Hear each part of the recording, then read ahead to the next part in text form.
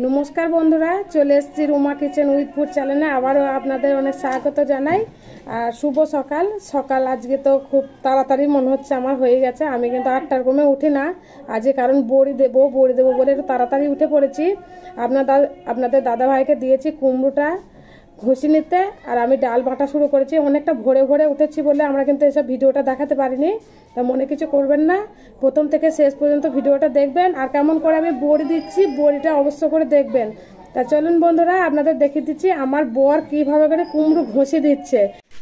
আপনাদের দাদাকে দিয়েছি কুমড়োটা ঘষতে। দেখুন আপনাদের দাদা খুব ভোর ভোর উঠেছে, উঠে কিন্তু কুমড়োটা ঘষে দিচ্ছে। একটা কথা কি বলেন তো, স্বামী স্ত্রী যদি একে অপরকে সাহায্য না করে তাহলে আর কি করে হয়, তাই না? ওই জন্য কুমড়োটা কিন্তু অলরেডি অনেক ঘষে নিয়েছে, একটা গোটা কুমড়ো। আমি কিন্তু অনেকটা অন্ধকার ছিল বলে ভিডিওটা ভালো হবে না বলে আমি কিন্তু দেখাইনি। তাই দেখুন এত সুন্দর কুড়েছে, আর এখানে সব বীজগুলো বেশ সাইড করেছে। আমি বীজেরও একটা আলাদা করে বড়ি দেবো। কুমড়োটা নিজেই কেটেছে, ছাড়িয়েছে, এখন ঘষছে। তা একটাই ছিল, আমি বলছি তোমার ভিডিওটা করি, কারণ বেলা হয়ে গেছে একটু। আর বেশ একটু বেলা হলে ভিডিওটা করলে কিন্তু স্পষ্ট ওঠে, দেখতেও খুব ভালো লাগে। তাকাও গো, একটু তাকি বলো, হ্যালো করো।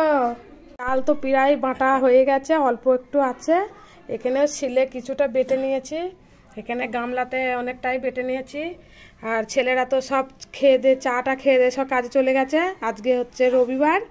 তা চলুন বন্ধুরা, আমি যেটুকুনি ডাল বাকি আছে আমি সেটুকুনি বেটে নিচ্ছি। বড়ি দেবো দুইজনে মিলে। হ্যাঁ, আমার মেয়ে ঘুমিয়ে কাদা হয়ে গেছে, সারা রাত ঘুমায়নি, সকালে ঘুমিয়ে গেছে। আমার ডাল বাটা হয়ে গেছে, এখন উনি যে উঠেছে, এখন বলছে চা খাবো। চা করো, চা করে খাও না গো মা। আমার মা খুব ভালো মা, টুনি মা। ডাল বাটা শেষ, এই কটাই আচার। কুমড়ো তো খুব ভালো করে আমার বরের সঙ্গে ঘষে নিয়েছি। এবার আমি এই চালনটা নিয়েছি, এই চালনে করে কুমড়োটা আমি ধুয়ে নেবো ভালো করে। আর যত ভালো করে কুমড়োটা ধোবো বড়িটা কিন্তু খেতেও ভালো লাগবে, টক হবে না। আর আমাদের তো আগে যখন বড়ি দিতাম পুকুরে যেতাম ধুতে ডাল কুমড়ো, কিন্তু এখন তো পুকুর নেই, তার জন্য বাড়িতেই সব ধুতে হচ্ছে। এখানে বালতির মধ্যে দিয়ে গেছে, একটু বালতিতে হাত দিয়ে একটু করে নেবো, কচলি নেবো, যাতে টক ভাবটা কেটে যায়।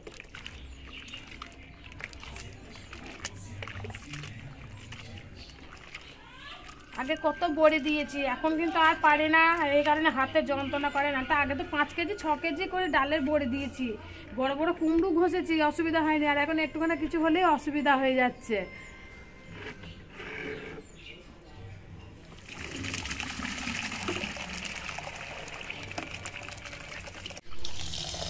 আমি কুমড়োটা এভাবে করে টাইম কলের জলে খুব ভালো করে কচলি ধুয়ে নেব।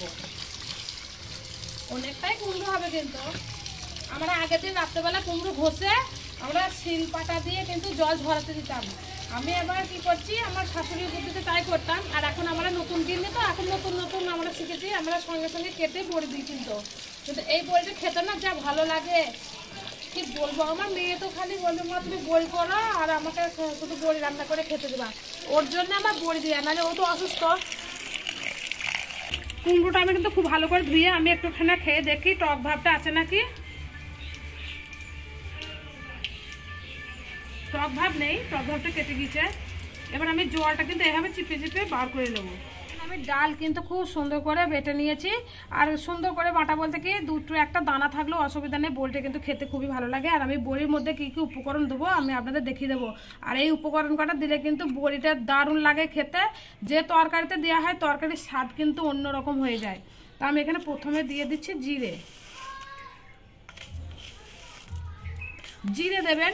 বড়ি দিতে গেলে কিন্তু জিরে দিতে হবে, জিরে দিলে কিন্তু তরকারির টেস্টটা কিন্তু অনেক গুণ বাড়িয়ে দেয়। আর এখানে নিয়েছি হিং, আমি হিং দেব।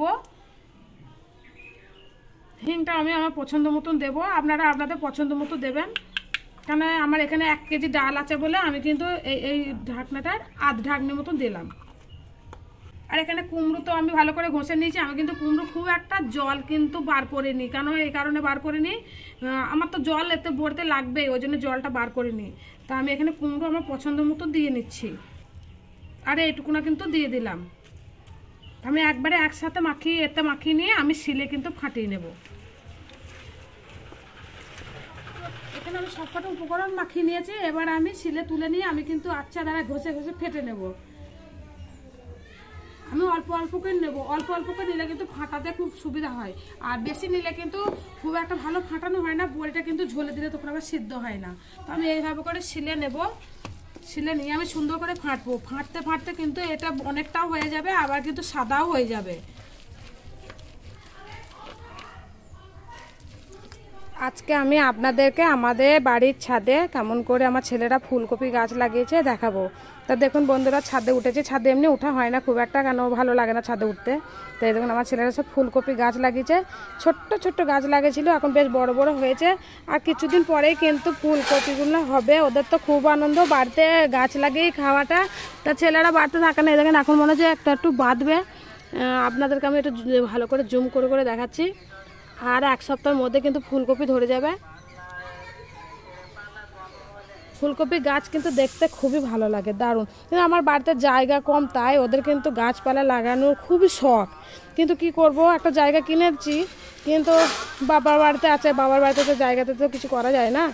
আর এই যে এখানে তুলসী গাছটা বেশ নিচে না লাগিয়েছিলাম, তখন কিন্তু মরে যাচ্ছিলো। আর এখানে আছে ড্রাগন ফল গাছ, ড্রাগন ফল গাছটাও কিন্তু খুব সুন্দর বড় হয়ে গেছে। এই যে এখানে ড্রাগন ফল গাছ লাগিয়েছিলাম, একটা ড্রাগন ফল কিনে খেয়ে তার বীজটা লাগিয়েছি, বেশ বড় হয়ে গেছে। আর এখানে উনুনটা ঢাকা দেওয়া আছে, একটা টিন নিয়েছি, টিনের উপরে একটা সাদা কাপড় পেতে নিয়েছি। আর এখানে আমি ডালটা নিয়ে চলে এসেছি। আর এখানে যত ফোন ছিল, ফোন কটা সবই নিয়ে এসেছি, কারণ ফোন কিন্তু বারে বারে আসবে, তখন কতবার নিচে নামবো। তাই এবার আমরা বড়ি দেওয়া শুরু করে দিচ্ছি। ডাল খুব সুন্দর করে ফাটিয়ে নেওয়া হয়ে গেছে, আমি এবার ডালে বড়িটা বসিয়ে দিচ্ছি।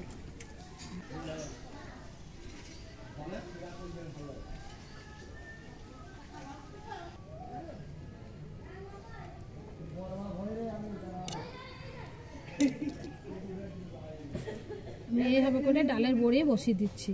আর ডালের বড়িগুলো দেখুন খুব সুন্দর করে ছুঁচলো করে নিয়েছি।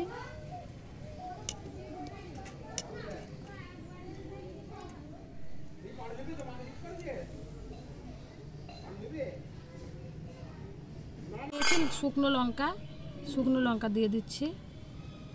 শুকনো লঙ্কা দিলে বড়িতে নজর লাগে না।